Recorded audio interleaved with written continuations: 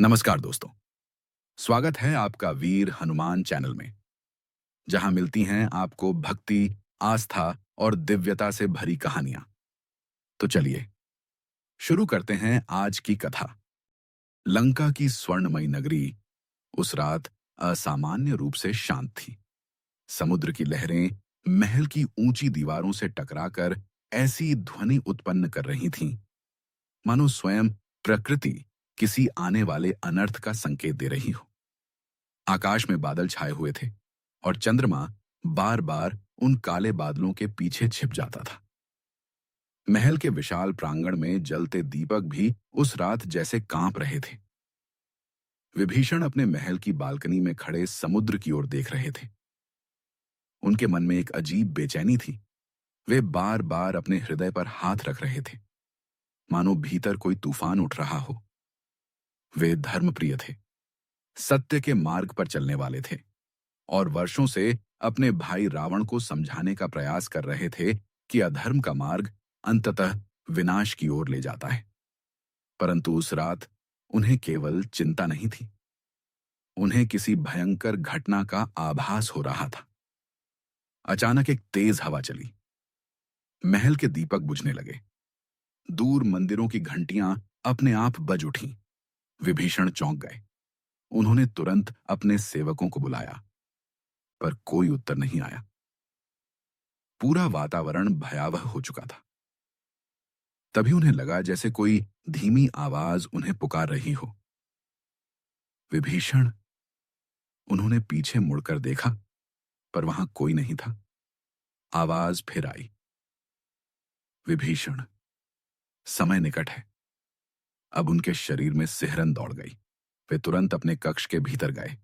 वहां भगवान शिव की विशाल प्रतिमा स्थापित थी। उन्होंने दीप जलाया और आंखें बंद कर प्रार्थना करने लगे। हे महादेव, यह कैसी अशांति है।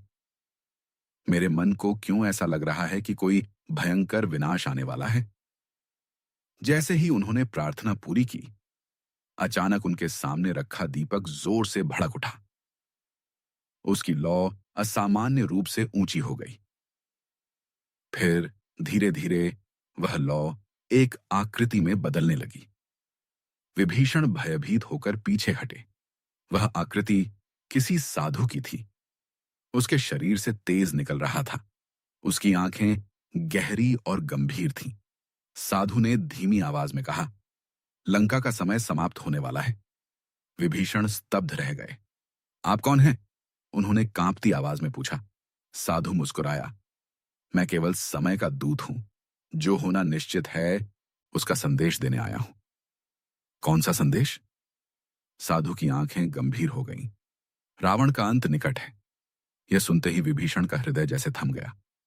नहीं, यह असंभव है। मेरे भाई को स्वयं ब्रह्मा का वरदान प्राप्त है। देवता भी उससे भय खाते हैं। साधु ने कहा, वरदान भी उस व्यक्ति को नहीं बचा सकते जो अहंकार में धर्म को भूल जाए। रावण ने अपने विनाश को स्वयं बुलाया है। विभीषण के मन में अनेक विचार दौड़ने लगे। उन्हें याद आया कि किस प्रकार रावण ने माता सीता का हरण किया था। उन्होंने उसे बहुत समझाया था कि यह अधर्म है, पर रावण ने उनकी बात नहीं मानी। साधु आगे बोला, आज की रात केवल शुरुआत है। आने वाले दिनों में ऐसे संकेत प्रकट होंगे जिन्हें देखकर स्वयं लंका कांप उठेगी। इतना कहकर वह आकृति धीरे धीरे धुएं में बदल गई और गायब हो गई। विभीषण देर तक स्तब्ध खड़े रहे। उनके मन में भय और दुख दोनों थे। वे जानते थे कि रावण महान विद्वान था, शिवभक्त था, पर उसका अहंकार उसे अंधा बना चुका था। अगली सुबह लंका में विचित्र घटनाएं होने लगीं। महल के ऊपर मंडराते पक्षी अचानक चिल्लाने लगे। मंदिरों में स्थापित मूर्तियों की आंखों से जल की बूंदें गिरने लगीं। समुद्र की लहरें सामान्य से अधिक ऊंची उठने लगीं। लंका के लोग भयभीत हो उठे। विभीषण तुरंत राजसभा में पहुंचे। वहां रावण अपने सिंहासन पर बैठा था। उसके चेहरे पर वही अभिमान था। भैया, विभीषण ने गंभीर स्वर में कहा, लंका में जो हो रहा है वह सामान्य नहीं है, यह विनाश के संकेत हैं। कृपया माता सीता को श्री राम को लौटा दीजिए।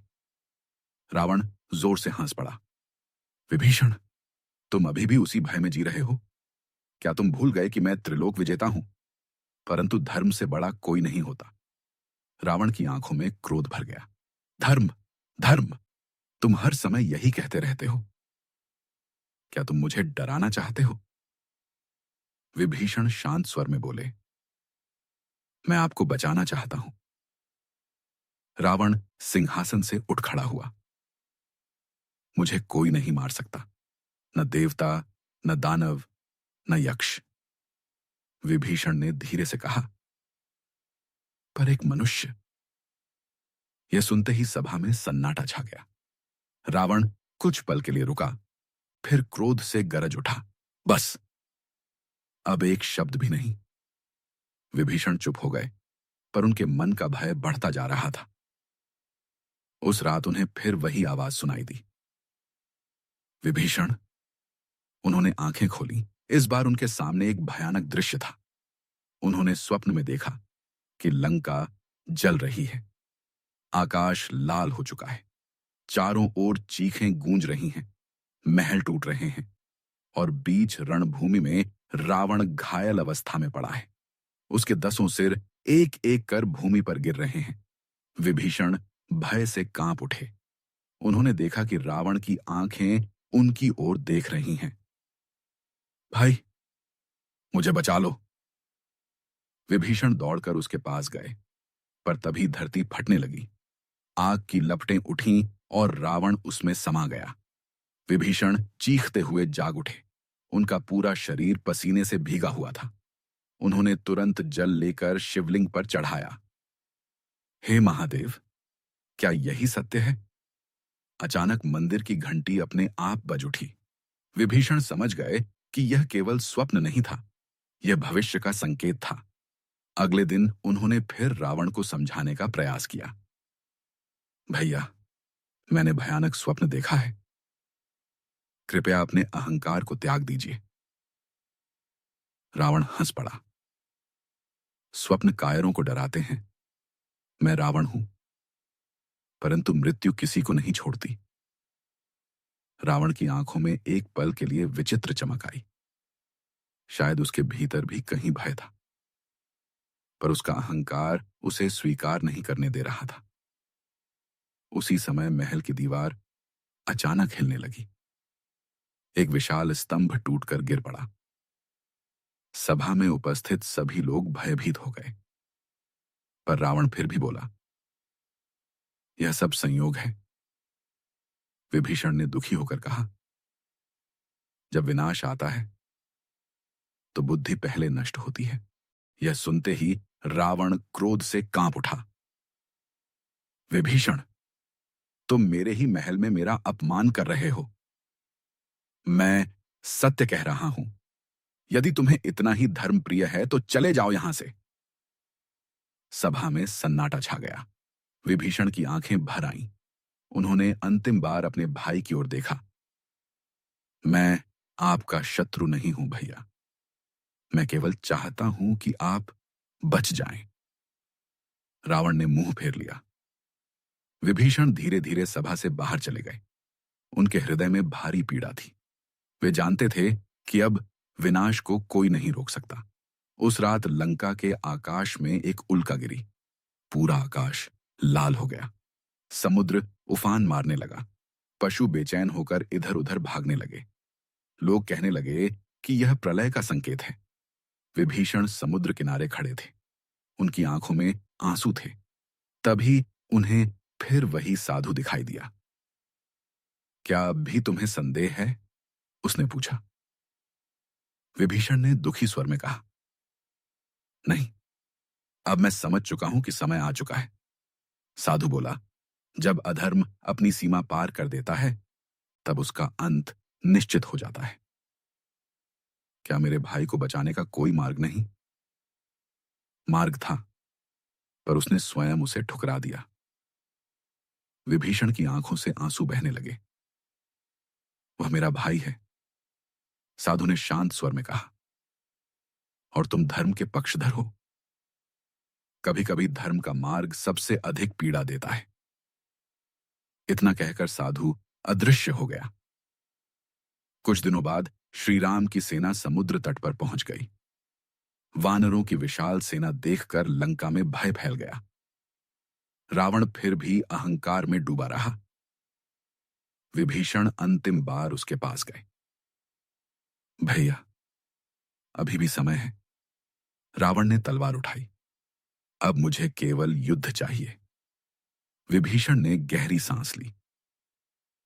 तो फिर आपका अंत निश्चित है। रावण कुछ पल चुप रहा, फिर धीमे स्वर में बोला, क्या सच में तुम्हें लगता है कि मैं हार जाऊंगा? यह पहली बार था जब विभीषण ने उसके स्वर में भय महसूस किया। उन्होंने कहा, जो धर्म के विरुद्ध खड़ा होता है वह चाहे कितना भी शक्तिशाली क्यों न हो, अंततः हारता ही है। रावण ने आंखें बंद कर लीं। शायद उसके भीतर कहीं सत्य की आवाज उठ रही थी, पर उसका अहंकार अब भी उससे अधिक शक्तिशाली था। युद्ध प्रारंभ हुआ। दिनों तक भयंकर युद्ध चलता रहा। एक एक करके रावण के योद्धा गिरते गए। कुंभकर्ण मारा गया। मेघनाद भी युद्ध भूमि में गिर पड़ा। हर मृत्यु के साथ विभीषण का हृदय टूटता जा रहा था। उन्हें बार बार वही स्वप्न याद आता। अंततः वह दिन भी आया जब श्री राम और रावण आमने सामने खड़े थे। आकाश में बिजली चमक रही थी। धरती कांप रही थी। विभीषण दूर खड़े सब देख रहे थे। रावण के 10 मुख क्रोध से गरज रहे थे। उसके बाण अग्नि की तरह निकल रहे थे, पर श्री राम शांत थे। फिर वह क्षण आया। श्री राम ने ब्रह्मास्त्र उठाया। पूरा आकाश प्रकाश से भर गया। विभीषण की आंखों में आंसू आ गए। उन्हें वही आवाज सुनाई दी, समय पूर्ण हुआ। ब्रह्मास्त्र बिजली की गति से रावण की ओर बढ़ा और उसके हृदय को भेद गया। रावण के हाथ से धनुष छूट गया। उसके 10 मुख धीरे धीरे शांत हो गए।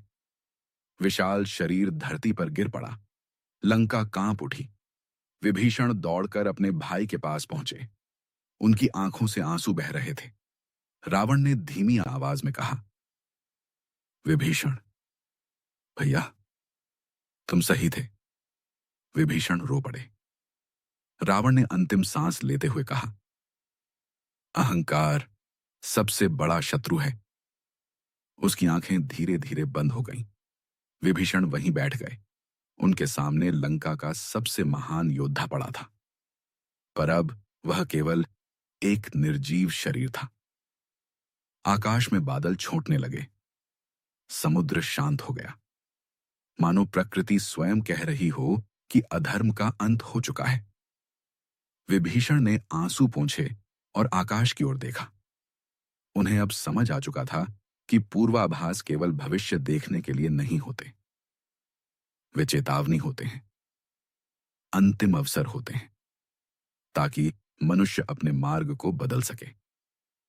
पर जब अहंकार आंखों पर पर्दा डाल देता है, तब विनाश निश्चित हो जाता है। और उसी दिन लंका ने यह सत्य अपनी आंखों से देख लिया। अगर आपको यह कथा भावुक और प्रेरणादायक लगी हो, तो वीर हनुमान चैनल को सब्सक्राइब जरूर करें। वीडियो को अपने मित्रों और परिवार के साथ शेयर करें और कमेंट में लिखना न भूलें, जय बजरंग बली। फिर मिलेंगे एक और भक्तिमय कथा के साथ। जय हनुमान, जय बजरंग बली।